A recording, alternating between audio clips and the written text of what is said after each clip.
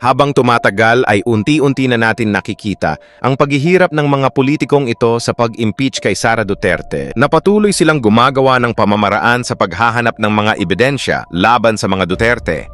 Una, confidential fund, pangalawa kay Madriaga, pangatlo kay Trillanes sa SALN ng mga Duterte na hanggang ngayon ay hindi pa rin nila ito mapagtagumpayan. Ngayon ito naman ang ginamit nilang paraan ng bidyong ito kung saan nagbanta si Sara Duterte sa Pangulo noong 2024, na para sa kanila, ito ang magbibigay ng dahilan upang mapatalsik nila ng tuluyan ang Vice-Presidente. Gagawa sila ng pamamaraan upang hindi magbalik sa kapangyarihan ang mga Duterte. Dahil isa itong banta sa kanilang kapangyarihan sa gobyerno na ito ang kanilang inaasahang paraan upang manatili sila sa kapangyarihan.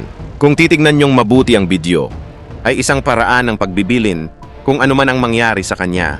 Abogado ang bise, alam nito ang batas, alam niya ang kanyang ginagawa, kaya buksan ang inyong isipan sa mga nangyayari. Eto, panoorin nyo. Maraming mga Pilipino hindi alam ito.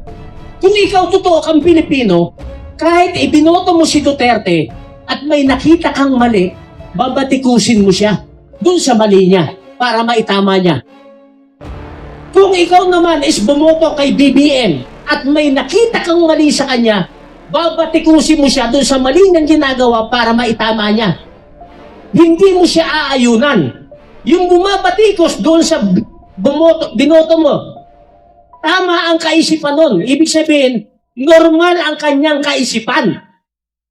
Sino yung mga hindi normal? Nakita ng mali yung ginagawa nung binoto niya, inaayunan niya pa. Baliw o hindi? Baliw! Baliw o hindi? Nakita mo ng mali, inaayunan mo pa. Sa anak mo, pag may nakita ka maling ginagawa, aayunan mo? Papagalitan mo eh. Di ba? Pero bakit yung iba, nabubulag pa rin? Bakit? Sila, yung nakikinabang at makikinabang kapag nakabalik sa pwesto, sa mataas na pwesto ang mga liberal. Sila yung makikinabang pagka nakabalik sa pwesto ang makabayan black. Sila ang makikinabang. Sino-sino yan ang mga yan? Karamihan, hindi lahat ng mga negosyante sa bansa natin, mga oligarko, sumusuporta yan sa liberal. Hindi lahat. Karamihan ng mga Catholic school natin, sumusuporta yan sa liberal. Binibigyan ko kayo ng malayang kaisipan para makita ninyo, mayuyunite pa ba tayo o hindi? Hindi! Never na tayong mayuyunite. Pero pag dumami, yung mga kagaya ninyo na nagsishare ng katotohanan, maaari may pag-asa tayong mabago. Maaari. Napakahirap sa isang bansa kagaya natin, hinulma tayo ng mainstream media para magkawatak-watak. Yan ang itinuro sa atin, ikinulong tayo ng evil system. Mainstream media, kinulong tayo. Wala silang binabalita na 100% tama. Mas marami ka pang mapupulot sa social media, vlogger and vloggers natin, 50% hawak pa rin nila. Panded yan. Kayo mga nandito, hindi kayo panded. Sila panded, marami yan. Kalaban rin ninyo sa social media. Yung mali, ginagawa nilang tama. At yung tama, ginagawa nilang mali. Yan ang mainstream media. Para yung narrative nila, yun ang laging mapapanood at mapapakinggan ng tao. Ang turo ng mainstream media, kahit nung unang panahon pa, kahit mali yan, information na yan, ulit-ulitin mo. Ulit-ulitin mo sa TV. Kahit mali yan, ulit-ulitin mo. Ulit-ulitin mo. Araw-araw, buwan, taon, ulit-ulitin mo. Yung mali, pag inulit-ulit na nababasa at napapakinggan ng tao, nagiging totoo na sa ating paningin at sa ating pandinig. Gusto niyo yung sample? Gusto niyo yung sample? Kay Sara Duterte, paulit-ulit, 150 million, 150 million. Winaldas niya, paulit-ulit, ilang taon na, 2 taon, 150 million, 150 million, yung confidential fund, paulit-ulit. So kahit mali siya, nananatili sa isip ng mga tao nakatanim na target na to si Sara talaga, kurakot eh. Kasi inulit-ulit. Pero ang nagsabi na nga, ang nagsabi na COA eh, walang problema dun sa 150 million. O hindi ko kinakampihan si Sara, base yan sa katotohanan. Pero bakit pa nila inuulit-ulit? Kung iimbestigahan si Sara ng 150 million, eh lahat naman ng mga politiko eh, kahit mayor, congressman, governor, dapat lahat yan imbestigahan ha. Tama? Pero bakit walang nag-uulit-ulit sa mainstream media na dapat lahat sila imbestigahan, dapat lahat sila imbestigahan, dapat lahat sila imbestigahan? Kasabot! Kasi kasabot sila. Nakukuha nyo na. Yes. I-share nyo ha, para hindi kayo nabubula. There was an alleged threat to the life of the president. Yung pong nagsasalita si Vice President Sara Duterte dun sa isang kwarto na madilim. Opo. And I have a copy of a more complete video. And I can say that the video was spliced and edited out.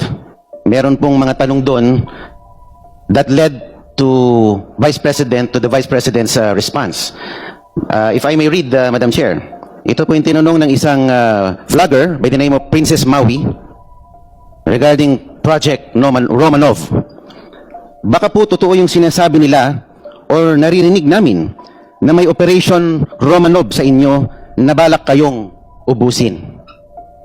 Bago po niya binanggit yun, ni Sara Duterte, meron pong nagtanong sa kanya na vlogger about it was a concern about the threat on her life. So, ang Project Romanov ay hindi talaga para magplano na sa buhay ng ating Pangulo, kundi initially para ubusin ang mga Duterte. Base dito sa tanong ni Princess Maui. Rinig po ba ako, Princess Maui? Yes. Oh, thank you. Good morning po, Madam Vice President. Thank you so much nga po pala sa dala niyong kopya nung hearing na pumunta kayo for PRRD. Kami yung nasa likod niyo po, yung tinawag nilang bastos kasi pumalakpak kami because of Congresswoman Cardema. Yun. Thank you, ma'am. Nakakain kami. Ako po ay natatakot kumain ng pagkain doon baka mamaya eh. Ma'am, mag-iingat po kayo. Nasa teritoryo kayo ng kalaban. Okay lang Nag-aalala po kami para- ma'am, kasi sila naman ako eh. Sila talaga yung bastos eh. You read Opo, what you okay. saw. Yeah.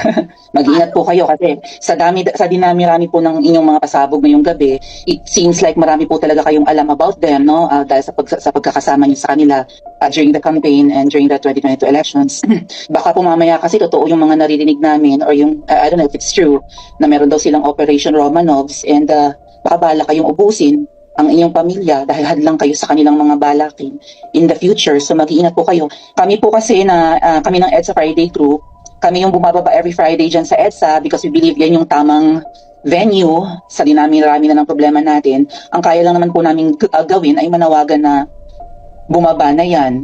Eh ano po kaya ang remedy naman ninyong mga nasa posisyon o ng mga kayang labanan itong napakarami na pong ginagawang korupsyon at krimen laban sa taong bayan? Ano po ang pwede nyo maging remedy para matapos na ito? Lalo't nagsisigaw na po ang taong bayan na mag-people power na. Yes. Huwag ka mag-alala, ma'am, sa security ko. Kasi may kinausap na ako na tao.